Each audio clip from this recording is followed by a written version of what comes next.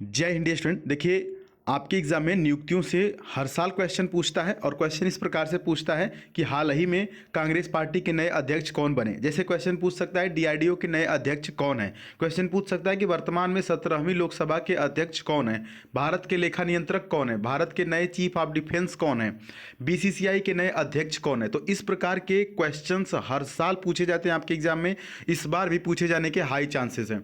तो आइए देख लेते हैं कि कौन कौन नई नई नियुक्तियां हुई हैं, उनको आप एक बार जरूर देख लीजिएगा। ठीक है, इस वीडियो को पूरा देखने के बाद ही आप जाइएगा, 10 से 15 मिनट लगेगा, लेकिन यहां से एक नंबर आपका फिक्स हो सकता है, कई बार 2 नंबर भी आ सकते हैं। 2 क्वेश्चन पूछ लिया तो पहला क्वेश्चन है कि भारतीय क्रिकेट कंट्रोल बोर्ड यानी कि बीसीसीआई के नए अध्यक्ष कौन बने हैं। तो ऑप्शन आपके सामने है और यहां पर ऑप्शन नंबर क्या हो जाएगा, ऑप्शन नंबर डी से हो जाएगा, रोजर बिन्नी। रोजर बिन्नी जो है कि बीसीसीआई के नए अध्यक्ष बने हैं। बीसीसीआई का फुल फॉर्म अगर पूछे, कभी कभी फुल फॉर्म भी आपके एग्जाम में पूछता है, तो बीसीसीआई का फुल फॉर्म पूछे तो आप बता सकते हैं कि board of control for cricket in India. Next question की तरफ बढ़ते हैं। अगला है कि भारतीय प्रतिभूति एवं और विनियम बोर्ड यानी कि सेबी के अध्यक्ष कौन है।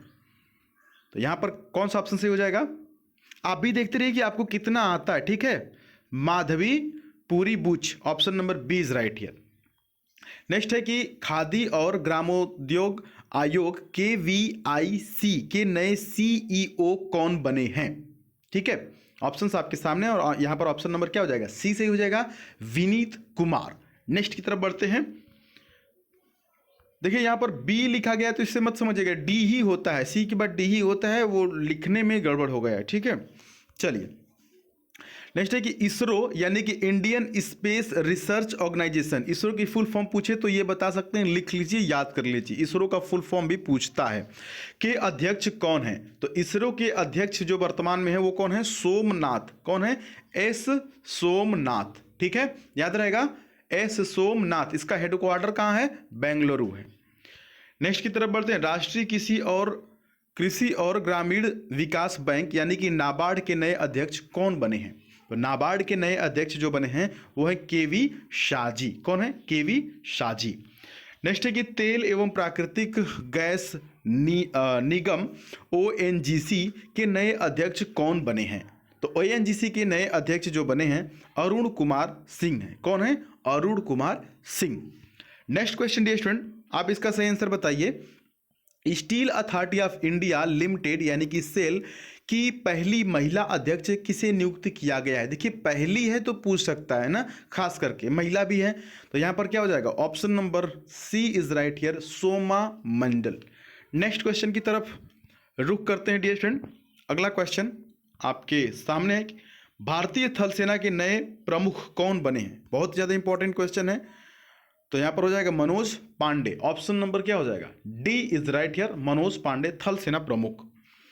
नेक्स्ट क्वेश्चन है, भारतीय रिजर्व बैंक यानी कि RBI के गवर्नर कौन है। भारतीय रिजर्व बैंक यानी कि RBI के गवर्नर कौन है, reserve bank of India, Shaktikanta Das. Option number क्या हो जाएगा, सी सही है, याद रखिएगा। नेक्स्ट क्वेश्चन है कि नीति आयोग के उपाध्यक्ष कौन है। ध्यान दीजिएगा, अध्यक्ष की बात नहीं कर रहे हैं, उपाध्यक्ष की बात कर रहे हैं। अध्यक्ष तो सबको पता है, लेकिन उपाध्यक्ष पूछ ले तो क्या करेंगे, कौन सा हो जाएगा यहां पर बताइए, सुमन बैरी। जी हाँ, option number D is right here, NITI Aayog के उपाध्यक्ष। नेक्स्ट है कि भारत के नए चीफ ऑफ डिफेंस कौन है। चीफ ऑफ डिफेंस स्टाफ कौन है, जिसको आप CDS के नाम से भी जानते हैं। बिपिन रावत जी जो थे वो तो शहीद हो गए, लेकिन उनके बाद जो बने हैं वो है अनिल चौहान, जो कि वर्तमान में CDS है, current CDS of India, chief of defence staff, जिसको CDS कहते हैं, अनिल चौहान। याद रहेगा। नेक्स्ट की तरफ बढ़ते हैं। भारत के 15वीं राष्ट्रपति कौन है। भारत की 15वीं राष्ट्रपति कौन है, तो वो है Droupadi Murmu. Option D is right here. Next है कि हाल ही में कांग्रेस पार्टी के नए अध्यक्ष कौन बने हैं। यह क्वेश्चन पूछे जाने की 99.9% उम्मीद है, क्योंकि करेंट है, बहुत ज़्यादा करेंट है और बहुत कम बच्चे इस पे ध्यान भी देते होंगे। ठीक है, तो कौन है, मल्लिका अर्जुन खड़गे। कौन है, मल्लिका शेरावत नहीं, मल्लिका अर्जुन खड़गे। याद रख लीजिएगा, कम से कम मल्लिका शेरावत के नाम से ही याद रख लीजिए, है ना। इसको अदरवाइज मत लीजिएगा, याद करने के लिए ऐसा हम बोल देते हैं कभी कभार ताकि बात आपके दिमाग में छप जाए, ठीक है। नेक्स्ट क्वेश्चन है कि भारत के 14वें उपराष्ट्रपति कौन है। उपराष्ट्रपति की बात होती है, राष्ट्रपति तो सबको पता है, उपराष्ट्रपति पूछ दे तो कौन है?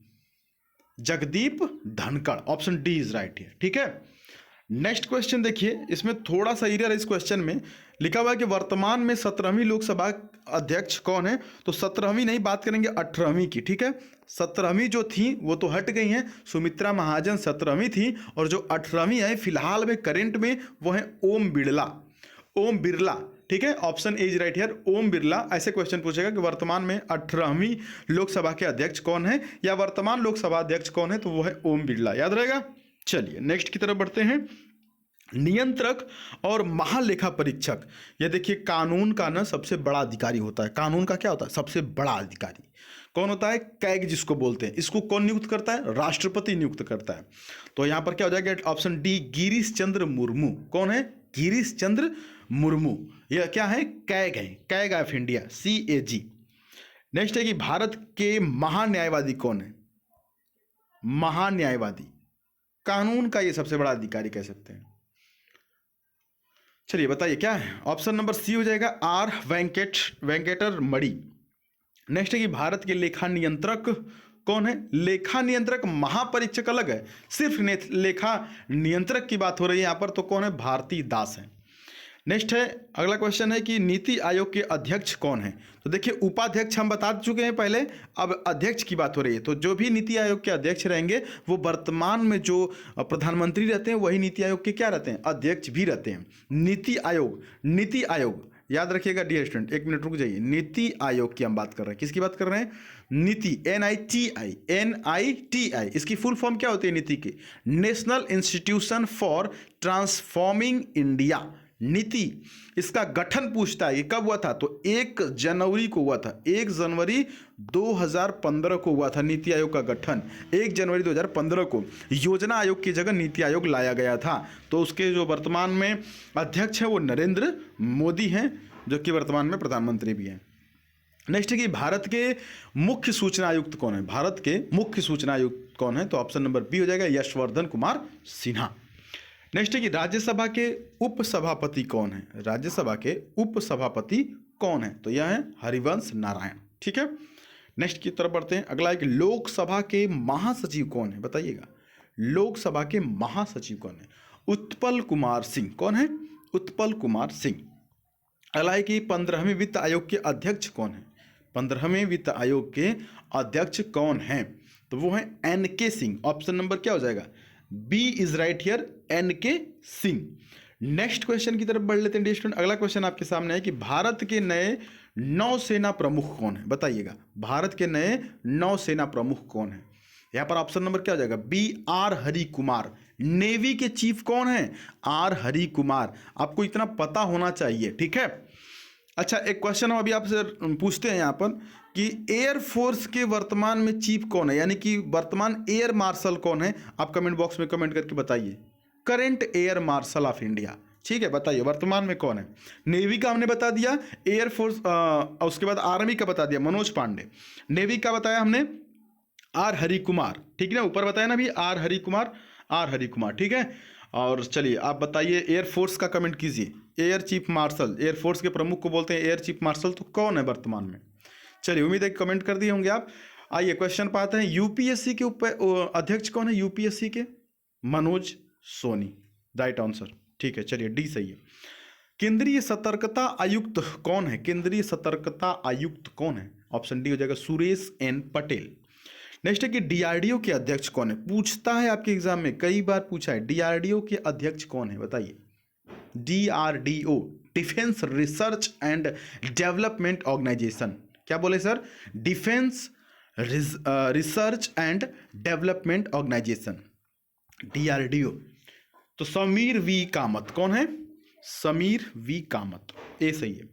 भारत तिब्बत पुलिस यानी कि ITBP के नए महानिदेशक कौन बने हैं? बताइए। तो अनीश दयाल सिंह बने हैं, ठीक। नेक्स्ट क्वेश्चन है कि UGC यानी कि यूनिवर्सिटी ग्रांट्स कमीशन के नए अध्यक्ष कौन बने हैं? तो professor M Jagdish Kumar. Next है कि भारत के 50वें मुख्य न्यायाधीश कौन है? बहुत ज़्यादा इंपॉर्टेंट क्वेश्चन है, या भी नहीं आपको पता है तो समझिए कि दिक्कत हो सकती है, बताइएगा। चीफ जस्टिस ऑफ इंडिया, मुख्य न्यायाधीश, ऑप्शन नंबर क्या हो जाएगा? क्या हो जाएगा? बी सही हो जाएगा, डी वाई चंद्रचूड़।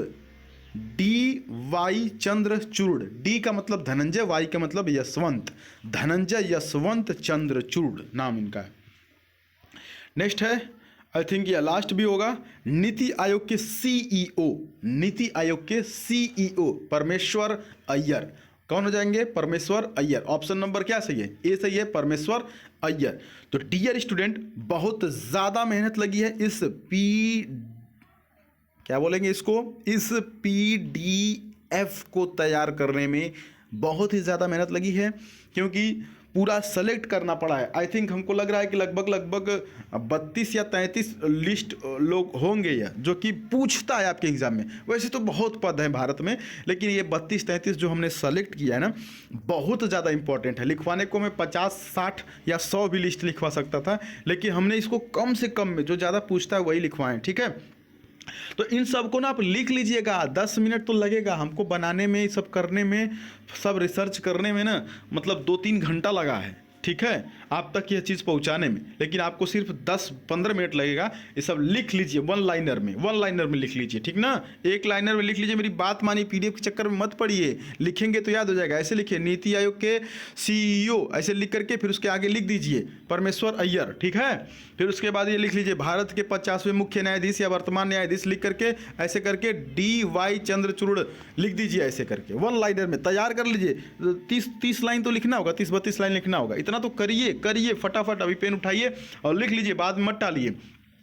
कल के डेट में आपका एग्जाम है, ठीक ना, तो कोई भी डाउट है तो पूछ लीजिएगा। हम बैक टू बैक वीडियोस अभी देते रहेंगे, ठीक है, बैक टू बैक क्लासेस आते रहेंगे। चलिए, इस चैनल पर नहीं तो सब्सक्राइब कर लीजिएगा। इतनी मेहनत के लिए एक बार जय हिंद जरूर लिखिएगा कमेंट बॉक्स में, क्योंकि चीज़ें सारी फ्री मिल रही है। मैं देख रहा हूँ कि लोग 10 रुपये, 20 रुपये, 50 रुपये, 100 रुपये में बेचना शुरू कर दिए हैं। ऐसा नहीं करना चाहिए, है ना, स्टूडेंट्स के लिए। चलिए, खैर मिलते हैं फिर अगली वीडियो में, तब तक के लिए जय हिंद। मोटिवेटेड रहेंगे, मिलेंगे फिर अगली वीडियो में। Bye bye, take care.